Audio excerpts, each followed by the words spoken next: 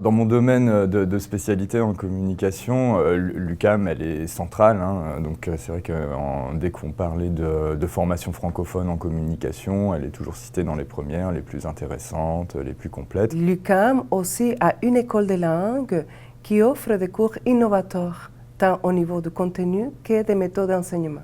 Au niveau de l'École des médias, je pense que c'est encore la meilleure école en journalisme. C'est là qu'on a le plus de pratiques journalistiques, tout en ayant une réflexion sur le journalisme, l'éthique et autres. L'école des langues de l'UQAM, c'est une école qui offre des cours aux étudiants avec différentes thématiques.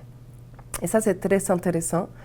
Et c'est des cours thématiques qui vont parler de la culture. Il y a aussi des cours spécialisés en écriture, en phonétique.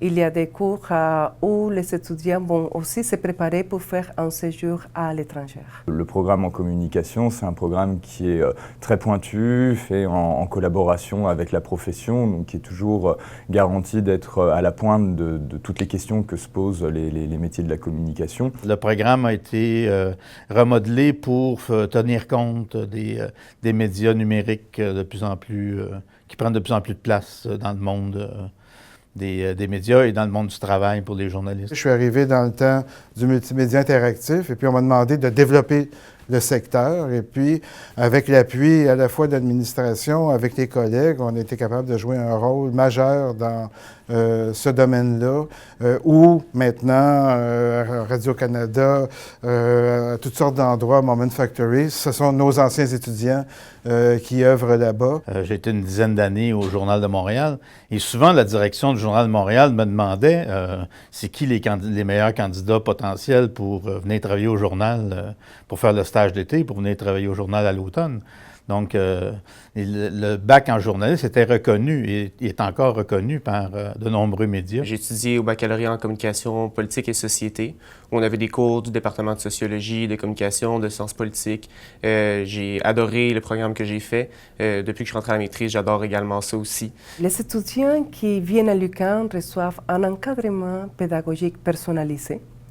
C'est avec tous les services que l'UQAM a mis en place, les étudiants développent leur autonomie et ils développent aussi leur indépendance. Qui auront la chance, en plus, d'avoir des interlocuteurs, que ce soit des chargés de cours ou des professeurs, qui sont très ancrés dans le milieu, qui font de la recherche même sur les sujets qu'ils enseignent, qui font des recherches sur l'évolution des métiers de la communication, ce qui permet d'être toujours à la pointe de tous les sujets dont on parle en ce moment, de données massives, des derniers médias sociaux numériques et leurs évolutions, etc. Si vous venez étudier à l'UQAM, vous allez pouvoir faire le mémoire ou la thèse que vous portez, et non pas nécessairement un mémoire ou une thèse qui convient à un laboratoire, qui convient au marché, qui convient...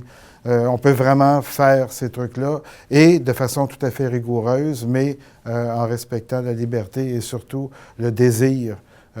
Parce que pour moi, pour faire des études graduées, il faut faire le projet qu'on porte en soi. Je connais peu de gens qui sont pas contents ou contentes des cours qui suivent. Il y a des professeurs, des chargés de cours qui sont extrêmement critiques, qui réfléchissent beaucoup à des tas de questions qui sont vraiment intéressantes. C'est une formation de pointe et reconnue par le milieu professionnel.